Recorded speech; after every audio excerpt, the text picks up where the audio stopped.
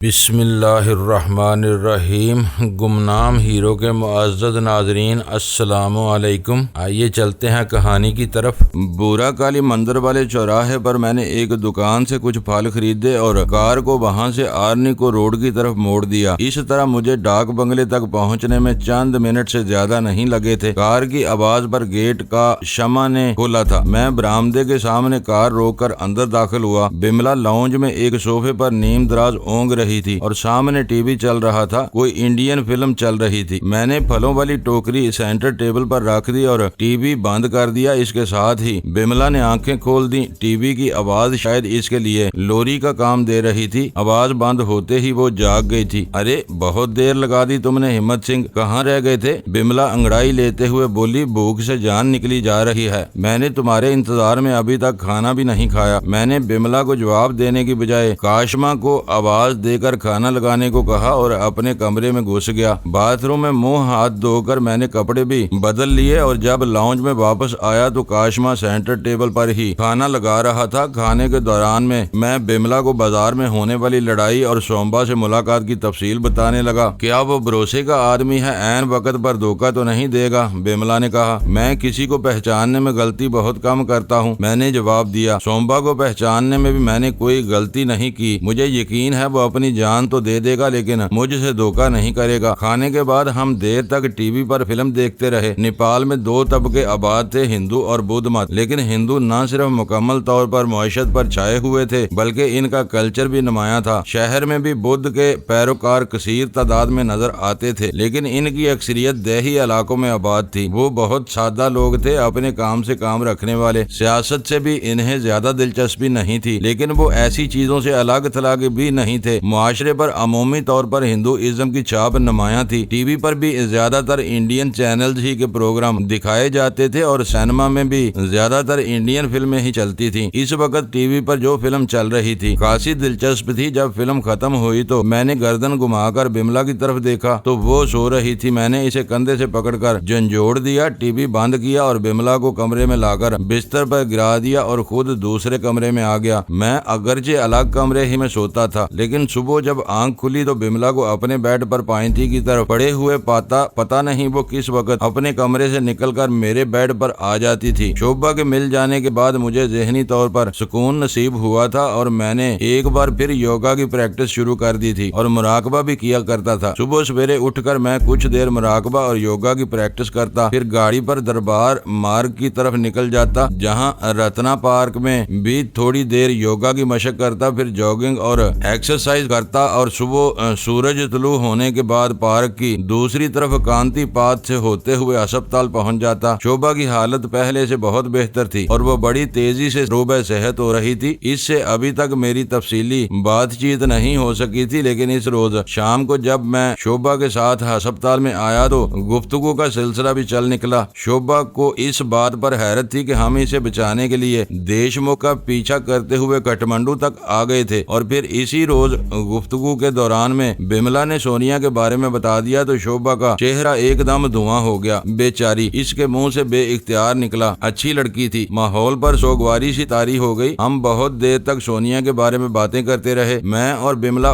8 بجے ہسپتال سے نکلے، یلو پگ ہوٹل میں کھانا کھایا اور 10 بجے کے قریب اپنے ڈاک بنگلے پر واپس پہنچ گئے۔ ہمارے پاس کرنے کو کوئی کام نہیں تھا۔ بملا نے ٹی وی آن کر دیا اور ریموٹ کنٹرول کے بٹن دبا کر اپنی پسند کا چینل تلاش کرنے لگی۔ میں بھی اس کے قریب ہی بیٹھ گیا تھا۔ بریندرا اور اعظم خان کی طرف سے پچھلے 3-4 دن سے کوئی اطلاع نہیں ملی تھی۔ ایک مرتبہ میں نے پولیس ہیڈ کوارٹر میں ٹیلی فون پر بریندرا سے رابطہ کرنے کی کوشش کی تھی مگر وہ دفتر میں موجود نہیں تھا۔ اس کے بارے میں بتایا گیا کہ وہ بختہ پور کی طرف گیا ہوا ہے۔ انسپیکٹر اعظم خان کے بارے میں کچھ علم نہیں تھا کہ وہ کہاں ہے۔ 11:15 بجے کے قریب میں مایامتی کے مکان پر جانے کے لیے روانہ ہو گیا اور میں ٹھیک 11 بجے وہاں پہنچ گیا تھا۔ سومبا بھی عام طور پر ٹھیک 11 بجے ہی وہاں پہنچ جایا کرتا تھا۔ میں اس کا انتظار کرتا رہا۔ 11:15 بج گئے لیکن سومبا نہیں آیا۔ 11:30 بجے فون کی گھنٹی کی آواز سن کر میں چونک گیا۔ میں اس وقت برآمدے میں کھڑا تھا۔ اندر آیا تو تیسری مرتبہ گھنٹی بج چکی تھی۔ میں نے بملا کو یہ نمبر نوٹ کروا رکھا تھا۔ بریندرا اور اعظم خان کے پاس بھی یہ نمبر موجود تھا۔ مجھے اندازہ نہیں تھا کہ یہ کس کی کال ہو سکتی تھی۔ میں نے ریسیور اٹھایا تو ایک جانی پہچانی سی آواز سنائی دی۔ میں اس آواز کے بارے میں کوئی فیصلہ نہیں کر پایا تھا کہ وہ آواز دوبارہ میری سماعت سے ٹکرائی۔ میں سومبا بول رہا ہوں ماسٹر، کیا تم میری آواز سن رہے ہو؟ ہاں سومبا، میں نے جلدی سے کہا، میں یہاں تمہارا انتظار کر رہا ہوں۔ اور تمہیں یہاں کا نمبر کیسے معلوم ہوا؟ تم بھول گئے ہو ماسٹر کہ میں روزانہ تمہارے پاس آ رہا ہوں، سومبا نے جواب دیا۔ میں اکثر ٹیلی فون کے قریب والی کرسی پر بیٹھتا رہا ہوں اور ٹیلی فون سیٹ پر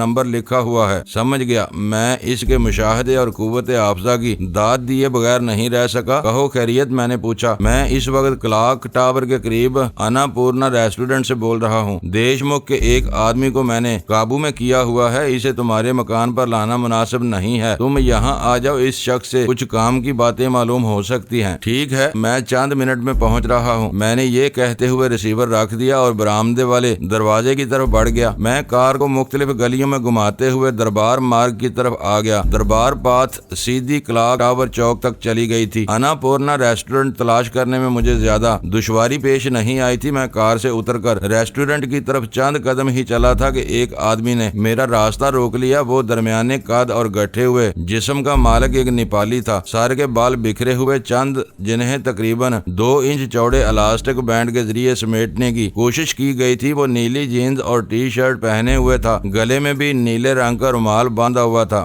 ٹھوڑی پر چند بال تھے اور آنکھوں میں سرخی تیر رہی تھی۔ میرے ساتھ آؤ ماسٹر، اس شخص نے کہا۔ سومبا یہاں نہیں ہے، وہ رتنا پارک میں تمہارا انتظار کر رہا ہے۔ رتنا پارک؟ میں نے الجھی ہوئی نظروں سے اس کی طرف دیکھا۔ ہاں، شکار نے کچھ ہاتھ پیر مارنے کی کوشش کی تھی، اس شخص نے جواب دیا۔ سومبا اسے رتنا پارک کی طرف لے گیا۔ مجھ سے کہہ دیا گیا تھا کہ تمہیں وہیں لے آؤں۔ میں نے ایک بار پھر غور سے اس شخص کی طرف دیکھا۔ اب میں نے اسے پہچان لیا، یہ ان آدمیوں میں سے ایک تھا جو اس رات جیپ پر ریڈ لائٹ ایریا کے ریسٹورنٹ میں سومبا کے پاس آئے تھے۔ میں نے اسے کار میں بٹھا لیا اور کار کو گھماتے ہوئے دوبارہ دربار پاتھ کی طرف لے آیا۔ رتنا پارک تک پہنچنے میں زیادہ دیر نہیں لگی۔ میں نے کار سڑک کے کنارے پر کھڑی کر دی اور انجن بند کر کے نیچے اتر آیا۔ دوسری طرف سے وہ آدمی بھی اتر چکا تھا۔ ہم دونوں پارک میں داخل ہو گئے۔ اس وقت رات کے 12 بج چکے تھے۔ 10 بجے تک اس پارک میں بڑی رونق رہتی تھی۔ مناسب فاصلوں پر لگے ہوئے کھمبوں پر برقی بلب بھی جگمگاتے تھے، لیکن اس وقت تاریکی اور سناٹا تھا۔ میں اس شخص کے پیچھے پیچھے چلتا رہا۔ ایک جگہ قد آدم پودوں کے قریب پہنچ کر وہ رک گیا اور پھر اچانک ہی اس نے پودوں کی دوسری طرف چھلانگ لگا دی۔ اس کے ساتھ ہی ایک نسوانی چیخ سنائی دی تھی۔ لعنت ہو تم پر! مجھے اپنے ساتھی کی آواز سنائی دی۔ اس کے ساتھ ہی چٹاخ کی آواز ابھری اور اس مرتبہ ایک آدمی چیخ اٹھا تھا۔ میرا ساتھی پودے پھلانگ کر واپس آ گیا۔ میں سمجھا تھا شاید کوئی ہماری نگرانی کر رہا ہے۔ اس نے میرے ساتھ چلتے ہوئے کہا، یہ سارے دھندے بھی رات کو پارکوں میں ہی ہوتے ہیں۔ میں سمجھ گیا کہ وہ کن دھندوں کی بات کر رہا تھا۔ پارک میں کافی آگے جا کر وہ درختوں کے ایک کنج کے قریب رک گیا۔ اس کے دوسری طرف ایک چھوٹا سا کمرہ تھا جس کی کھڑکی سے روشنی نظر آ رہی تھی۔ یہ غالباً پارک کے نگران کا کمرہ تھا۔ ہم جیسے ہی آگے بڑھے، ایک آدمی پودوں سے نکل کر ہمارے سامنے آ گیا۔ اس کے ہاتھ میں پستول تھا، لیکن میرے ساتھی کو پہچان کر وہ راستے سے ہٹ گیا۔ ہم دروازہ کھول کر کمرے میں داخل ہو گئے۔ کمرہ زیادہ بڑا نہیں تھا۔ ایک طرف باغبانی میں استعمال ہونے والی چیزیں پڑی تھیں، کچھ ٹوٹے پھوٹے گملے بکھرے ہوئے تھے۔ کمرے میں سیلن اور کھاد وغیرہ کی ناگوار سی بو بھری ہوئی تھی۔ کمرے میں 3 آدمی تھے، ایک سومبا، دوسرا اس کا ایک لمبا تڑنگا ساتھی جس کے ہاتھ میں خم دار بلیڈ والا تیگا تھا، اور تیسرا آدمی زمین پر پڑا ہوا تھا۔ اس کے چہرے پر بے پناہ خوف تھا۔ اسے دیکھ کر اندازہ لگایا جا سکتا تھا کہ اس کی اچھی خاصی خاطر تواضع بھی کی گئی تھی۔ سومبا مجھے دیکھ کر مسکرا دیا۔ سوری ماسٹر، وہ بولا، اسے تمہارے ٹھکانے پر لانا مناسب نہیں تھا۔ اس وقت یہی مناسب جگہ نظر آئی تھی، اسی لیے ہم اسے یہاں لے آئے۔ کچھ بتایا اس نے؟ میں نے پوچھا۔ کچھ بکا تو ہے، باقی تم پوچھ لو، سومبا نے جواب دیا۔ اور پھر اس شخص نے جو کچھ بتایا وہ خاصا سنسنی خیز تھا۔ اس کے کہنے کے مطابق ناگپال، دیشمکھ اور چانگلی نے اپنے خطرناک منصوبے کو حتمی شکل دے دی تھی اور وہ چند روز میں اس پر عمل کرنے والے تھے۔ اس ابتدائی مرحلے میں ہندوستان سے آنے والی ایک شخصیت کو قتل کر دیا جاتا۔ جس شخص کو قتل کرنے کا منصوبہ بنایا گیا تھا وہ اتنا اہم تو نہیں تھا، لیکن ہندوستان میں لوک سبھا کا ممبر ہونے کی وجہ سے اس کی اہمیت سے انکار بھی نہیں کیا جا سکتا تھا۔ ہندوستانی نے نیپالی کو اپنی کالونی سمجھ رکھا تھا۔ اس قسم کے لوگ آزادی سے یہاں آتے رہتے تھے۔ کئی لوگوں نے تو یہاں جائیدادیں بنا رکھی تھیں اور ان کے کاروبار بھی تھے۔ ہندوستان کے بہاری لال نامی جس شخص کو قتل کرنے کا منصوبہ بنایا گیا تھا وہ ایک ہفتے بعد کھٹمنڈو پہنچنے والا تھا۔ کھٹمنڈو کے نواحی علاقے میں اس کی ایک شاندار کوٹھی بھی تھی اور اس نے یہاں بزنس بھی شروع کر رکھا تھا۔ وہ اکثر یہاں آتا رہتا تھا۔ ٹھیک ہے، میں نے سومبا सोम्बा की तरफ देखते हुए कहा, कुछ बंदोबस्त करना पड़ेगा। इसका क्या किया जाए? सोम्बा ने जमीन पर पड़े हुए शख्स की तरफ इशारा किया। क्या इसकी छुट्टी कर दी जाए? इसने मखसूस अंदाज में गले पर हाथ फेरा। इसकी जरूरत नहीं, मैंने जवाब दिया, लेकिन इसे कम से कम इस वक्त तक मंदिर आम पर नहीं आना चाहिए जब तक बहारी लाल खटमंडू वापस नहीं चला जाता। ठीक है मास्टर, सोम्बा ने कहा, इसे इस वक्त तक ऐसी जगह पर रखा जाएगा जिसके बारे में इसके फरिश्तों को भी मालूम नहीं होगा। इसने अपने आदमियों को इशारा किया। वो जमीन पर पड़े हुए इस शख्स को उठाकर बाहर ले गए। मैं और सोम्बा भी कमरे से बाहर आ गए। सोम्बा ने बत्ती जलती रहने दी थी, अलबत्ता दरवाजा बंद करके बाहर से कुंडी लगा दिया था। मैं सोम्बा के साथ चंद मिनट वहां खड़ा रहा। फिर सोम्बा अपने आदमियों के पीछे कांति रोड की तरफ चला गया और मैं दोबारा पाथ की तरफ आ गया जहां मेरी गाड़ी खड़ी थी। ये दरबार रोड और कांति रोड के दरमियान बहुत बड़ा पार्क था। इसके सामने दरबार रोड की तरफ बस स्टॉप भी था। मैं चूंकि रोजाना सुबह सवेरे यहाँ आया करता था, इसलिए इस पार्क के बेशतर हिस्सों से वाकिफ हो गया था। मैं पुख्ता रवश पर चलने की बजाय पार्क के इस हिस्से की तरफ जा रहा था जहाँ दरख्तों की बहुतायत थी। मैं अभी दरख्तों के करीब ही पहुंचा था कि किसी चीज से ठोकर लगी और मैं गिरते गिरते बचा। संभल कर पीछे देखा तो रुक गया और मुड़कर इस चीज को देखने लगा जिससे ठोकर लगी थी। चंद गज बाएं तरफ पार्क के जंगले के साथ एक तंग सी सड़क थी जो बस स्टॉप से कांति रोड तक चली गई थी। इस सड़क पर बिजली के खंभे भी जलने वाले बल्ब की बहुत मध्यम सी रोशनी वहां तक पहुंच रही थी। मैं इस चीज को देखकर चौंक गया जिससे टकराकर गिरते गिरते बचा था। वो चीज हल्की सी रोशनी में चमक रही थी। मैं झुककर इसे देखने लगा। वो ठोस क्रिस्टल का इंसानी मुजस्समा था, बल्कि ये मुजस्समे का पेट से नीचे का धड़ था। मैंने इसे टटोल कर देखा और फिर इधर उधर देखने लगा। 3-4 गज के फासले पर मुजस्समे का ऊपर का धड़ भी पड़ा हुआ था। ये किसी औरत का मुजस्समा था जो टूटकर 2 हिस्सों में तकसीम हो गया था। मेरी हैरत की इंतहा न रही। क्रिस्टल का ये टूटा हुआ मुजस्समा इस जगह कहां से आया था? मैं इस पार्क के बेशतर हिस्सों से वाकिफ था। पार्क में शाह नेपाल और मलका रत्ना के पत्थर के मुजस्समे तो देखे थे, लेकिन क्रिस्टल का ये मुजस्समा कहीं दिखाई नहीं दिया था। वहाँ रोशनी बहुत हल्की थी, चेहरे के नकूश नजर नहीं आ रहे थे, इसलिए ये अंदाजा लगाना दुश्वार था कि ये मलका का मुजस्समा था या किसी देवी का। अचानक ही मेरे जहन में एक और ख्याल उभरा। क्रिस्टल का ये मुजस्समा कहीं से चोरी तो नहीं किया गया हो सकता। यही बात हो, कोई शख्स इसे कहीं से चुरा कर लाया हो, फिर शायद किसी खौफ की वजह से इसे यहाँ फेंक कर भाग गया। फेंकने से मुजस्समा टूटकर 2 हिस्सों में तकसीम हो गया था। इस मुजस्समे के बारे में मेरे जहन में तरह तरह के सवाल उभर रहे थे। इसका शुमार नवादरात में भी हो सकता था। इसे यहाँ छोड़ना मुनासिब नहीं था। अभी तो ये सिर्फ 2 टुकड़े ही हुआ था, किसी और के हाथ लग जाता तो मजीद टूट फूट होने से जाया हो सकता था। मैंने झुककर वो मुजस्समा उठा लिया। एक हिस्सा एक बगल में और दूसरा दूसरी बगल में, दोनों खासे वजनी थे। पार्क से बाहर निकलने से पहले मैंने मोहतात निगाहों से इधर उधर देखा और फिर तेज तेज कदम उठाते हुए कार के करीब आ गया। मुझे ये अंदेशा भी था कि अगर किसी ने देख लिया तो चोरी के इल्जाम में धार न लिया जाऊं। मैंने मुजस्समे के दोनों हिस्सों को कार में पीछे रख दिया।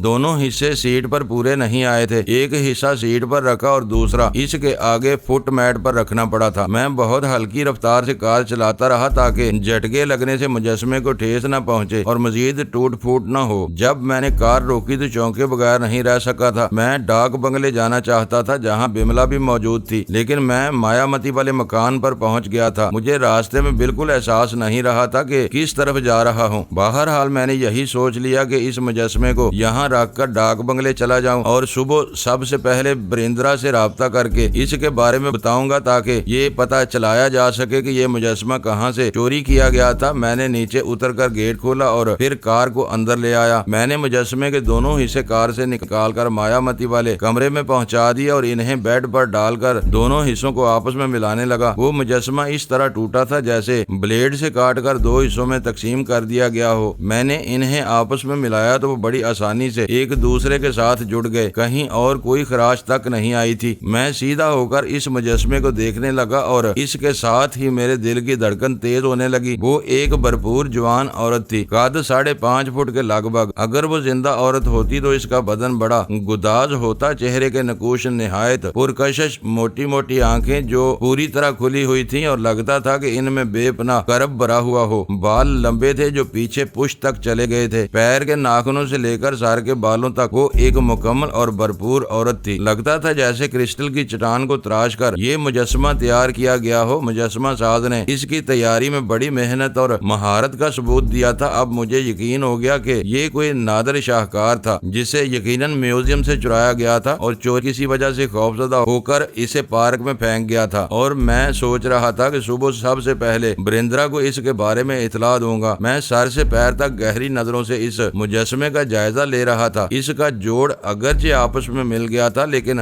غور سے دیکھنے پر جوڑ پر بال سے بھی باریک لکیر سی نظر آ رہی تھی۔ پھر مجھے نہ جانے کیا خیال آیا کہ میں مایامتی کا میڈیسن باکس اٹھا لایا اور اس میں سے چیزیں نکال کر تلاشی لینے لگا، لیکن میری مطلوبہ چیز نہیں ملی۔ ڈریسنگ ٹیبل کی تلاشی لیتے ہوئے مجھے ایک دراز میں سے اسکاچ ٹیپ کا رول مل گیا۔ رول کے اوپر کا کچھ ٹیپ میلا ہو چکا تھا جسے میں نے کاٹ کر پھینک دیا اور بڑی احتیاط سے مجسمے کے جوڑ پر ٹیپ لگانے لگا۔ جس طرح کوئی ماہر سرجن مریض کا آپریشن کرتے ہوئے احتیاط کا مظاہرہ کرتا ہے، اسی احتیاط سے میں نے مجسمے کے جوڑ پر چاروں طرف ٹیپ چپکا دیا۔ ٹیپ چپکاتے ہوئے میں عجیب سی کیفیت میں مبتلا رہا اور اس کام سے فارغ ہونے کے بعد میں طمانینت سی محسوس کرنے لگا، جیسے میں نے باقی کسی زندہ انسان کا آپریشن کر کے اسے موت کے منہ سے جانے سے بچایا ہو۔ اس کام سے فارغ ہو کر میں نے ایک بار پھر مجسمے کا جائزہ لیا۔ شفاف ٹیپ کے نیچے اب جوڑ کا بال برابر رکھنا بھی نظر نہیں آ رہا تھا، اور پھر میری نظریں اس کے گلے میں پڑے ہوئے ہار پر جم گئیں۔ یہ ہار بھی مجسمے ہی کا ایک حصہ تھا۔ اس کے عین وسط میں لاکٹ کی طرح انگوٹھے کے ناخن کے برابر ایک چپٹا موتی تھا جو سینے کے عین وسط میں رکھا ہوا تھا۔ اس ہار کو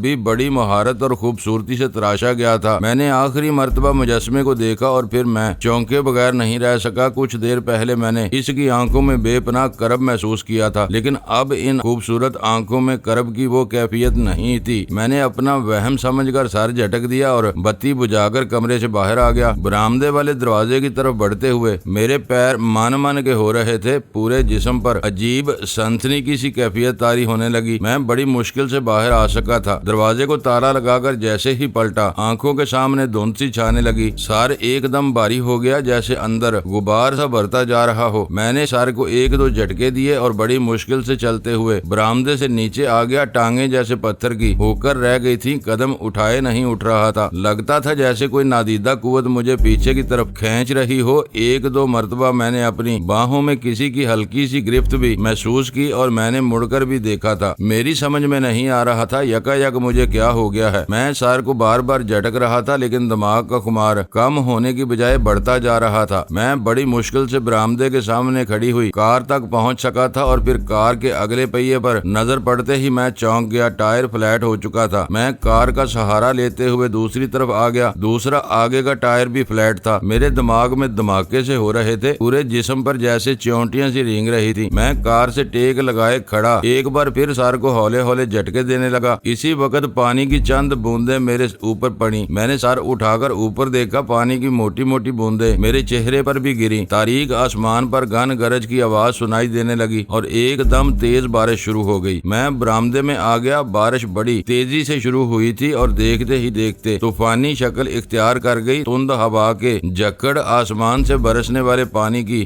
بچھار کو کبھی ایک طرف دھکیلتے اور کبھی دوسری طرف۔ بادلوں کے گرجنے کی آوازیں بدستور سنائی دے رہی تھی۔ میرے دماغ کا غبار پھیلتا جا رہا تھا۔ ایک عجیب سی سنسناہٹ تھی جو مجھے اپنی لپیٹ میں لے رہی تھی۔ میرے سوچنے سمجھنے کی تمام قوتیں بھی جیسے سلب ہو کر رہ گئی تھیں، اور پھر نہ جانے کس طرح میں نے یہ فیصلہ کر لیا کہ اب ڈاک بنگلے واپس نہیں جاؤں گا۔ کار کے دونوں اگلے ٹائر فلیٹ ہو چکے تھے۔ اچانک شروع ہونے والی بارش نے طوفانی شکل اختیار کر لی تھی۔ میری اپنی کیفیت کچھ بہتر نہیں تھی۔ ایسی صورتحال میں میرے لیے واپسی کا سوال ہی پیدا نہیں ہوتا تھا۔ اس حالت میں نہ تو میں پیدل 2.5-3 میل کا فاصلہ طے کر سکتا تھا اور نہ ہی ایسی طوفانی بارش میں کوئی سواری ملنے کا امکان تھا۔ پھر ایک اور حیرت انگیز بات ہوئی۔ یہ فیصلہ کرتے ہی میرے اندر کی بحرانی کیفیت بھی خود بخود بدلنے لگی۔ دماغ پر چھایا ہوا غبار چھٹنے لگا، بوجھل پن بتدریج دور ہوتا گیا اور ٹانگیں بھی ہلکی پھلکی محسوس ہونے لگی۔ چند منٹ بعد میں اپنے آپ کو بالکل پہلے جیسا محسوس کرنے لگا۔ میں تقریباً 10 منٹ تک برآمدے میں کھڑا آسمان سے برستے ہوئے پانی کو دیکھتا رہا، پھر اندر آ گیا۔ دروازے بند کر کے میں سیدھا کچن میں گھس گیا۔ چائے بنا کر میں لاؤنج میں صوفے پر بیٹھ گیا اور فون کا ریسیور اٹھا کر بملا کو صورتحال سے آگاہ کرتے ہوئے بتایا کہ میں رات کو واپس نہیں آ سکوں گا۔ فون بند کر کے چائے پیتے ہوئے میں سوچ رہا تھا کہ یک مجھے کیا ہو گیا تھا۔ کار کے دونوں ٹائر بھی اچانک کیسے فلیٹ ہو گئے تھے۔ میں سوچتا رہا لیکن مجھے کوئی بات میری سمجھ میں نہیں آ سکی۔ چائے ختم کر کے میں نے کھڑکی سے باہر جھانکا۔ بارش اب بھی ہو رہی تھی لیکن اس کا زور ٹوٹ گیا تھا، اور پھر اپنے کمرے کی کی طرف جاتے ہوئے میں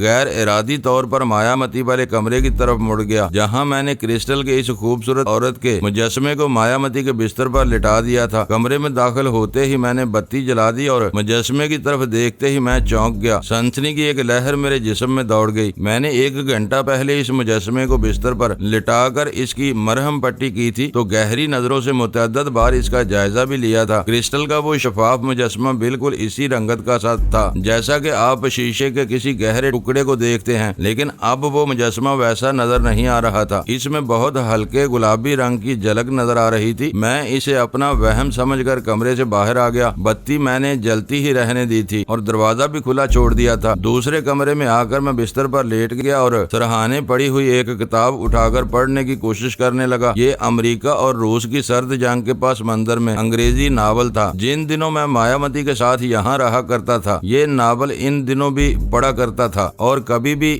2-3 صفحات سے زیادہ نہیں پڑھ سکا تھا۔ وہ صفحہ مڑا ہوا تھا جس کی چند سطریں آخری مرتبہ پڑھی تھی۔ میں نے صفحہ سیدھا کیا اور اس سے آگے پڑھنے کی کوشش کرنے لگا لیکن چند سطروں سے زیادہ نہیں پڑھ سکا۔ ذہن بری طرح الجھا ہوا تھا۔ میں نے کتاب بند کر کے سرہانے رکھ دی اور آج کی صورتحال کے بارے میں سوچنے لگا۔ دیش مکھ کے پکڑے جانے والے آدمی نے جو انکشافات کیے تھے وہ بڑے تشویشناک تھے۔ بھارت کے سرحدی قصبے تانک پور کے اس گھٹیا سے رہائشی ہوٹل میں انسپیکٹر اعظم خان نے بھی ایسے ہی خدشات کا اظہار کیا تھا اور اب اس کی باتوں کی تصدیق ہو رہی تھی۔ نیپال میں ہندوستان کی کسی بھی معزز شخصیت کے قتل سے ہنگامے ہوں گے، دونوں ملکوں کے تعلقات میں رکھنا پڑے گا اور جنرل کھوراٹ جیسے لوگ ایسے موقع سے فائدہ اٹھائیں گے۔ یہ تو منصوبہ ہی ان لوگوں کا تھا۔ یہاں ناگپال جیسے اس کے ایجنٹ موجود تھے جو نیپالی حکومت کو ان واقعات کا ذمہ دار ٹھہرا کر مزید انتشار پیدا کرنے کی کوشش کریں گے اور اس انتشار میں جنرل کھوراٹ کو یہاں قدم جمانے کا موقع مل جائے گا۔ مجھے بہاری لال کے قتل کو ہر صورت میں روکنا تھا۔ یہ تو بہرحال طے تھا کہ صبح ہوتے ہی میں نے انسپیکٹر بریندرا کو اس صورتحال سے آگاہ کرنا تھا تاکہ کسی سنگین صورتحال سے نمٹنے کے لیے مناسب بندوبست کیا جا سکے۔ یہی سب کچھ سوچتے ہوئے میں نیند کی آغوش میں پہنچ گیا لیکن وہ آواز میری آنکھ اسی آواز سے کھلی تھی۔ میں گڑبڑا کر ادھر ادھر دیکھنے لگا۔ کمرے میں کوئی نہیں تھا لیکن کسی عورت کے کراہنے کی آواز واضح طور پر سنائی دے رہی تھی۔ میری دماغ میں سنسناہٹ سی ہونے لگی۔ اس مکان میں اس وقت میرے سوا کوئی نہیں تھا۔ میں یہاں اکیلا ہی تو آیا تھا۔ میرے ساتھ کرسٹل کے اس ٹوٹے ہوئے مجسمے کے سوا اور کوئی نہیں تھا جسے بستر پر ڈال کر میں نے اسکاچ ٹیپ سے جوڑ دیا تھا اور یہ سوچنا ہی حماقت تھی کہ عورت کا وہ مجسمہ تکلیف سے کرا رہا ہوگا۔ اچانک ہی ایک اور خیال میرے ذہن میں ابھرا، کہیں ایسا تو نہیں کہ میرے اندر آنے کے بعد طوفانی بارش سے بچنے کے لیے کوئی عورت بیرونی دیوار کود کر اندر آ کر برآمدے میں بیٹھ گئی ہو اور اب کسی تکلیف سے کرا رہی ہو۔ میرے کمرے کی بتی جل رہی تھی۔ میں نے سامنے والی دیوار پر لگی ہوئی گھڑی کی طرف دیکھا۔ 4 بجنے والے تھے۔ میں بستر سے اٹھ کر ننگے پیر کمرے سے باہر آ گیا اور لاؤنج کی طرف جانے کے لیے 2 ہی قدم چلا تھا کہ ٹھٹک کر رک گیا۔ وہ آواز مایامتی والے کمرے کی طرف سے آئی تھی۔ میں مڑ کر اس طرف دیکھنے لگا۔ میرا دماغ الجھ کر رہ گیا تھا۔ سمجھ میں نہیں آ رہا تھا کہ کراہنے کی آواز کس طرف سے آئی تھی۔ میں ابھی کوئی فیصلہ نہیں کر پایا تھا کہ کراہنے کی وہ آواز ایک بار پھر سنائی دی۔ اس مرتبہ سمت کا اندازہ لگانے میں مجھے کوئی دشواری پیش نہیں آئی تھی۔ وہ آواز اس کمرے ہی کی طرف سے آئی تھی۔ آواز سے صاف لگ رہا تھا کہ کوئی عورت کسی تکلیف سے ہولے ہولے کرا رہی تھی۔ میں کمرے کی طرف مڑ گیا اور پہلا قدم اندر رکھتے ہی اس طرح رک گیا جیسے زمین نے میرے پیر پکڑ لیے ہوں۔ دماغ میں دھماکے سے ہونے لگے۔ سنسنی کی ایک لہر میرے پورے جسم میں پھیلتی چلی گئی۔ گردن پر چونٹیاں سی رینگنے لگیں اور دل کنپٹیوں میں دھڑکتا ہوا محسوس ہونے لگا۔ معزز ناظرین، لائک کریں، شیئر کریں اور کمنٹس باکس میں پاک آرمی زندہ باد، پاکستان پائندہ باد کا نعرہ ضرور درج کر کے اپنے ملک پر فخر کریں اور پاکستان کی بنیادیں مضبوط کرنے میں اپنا کردار ادا کریں۔ ویڈیو دیکھنے کا شکریہ۔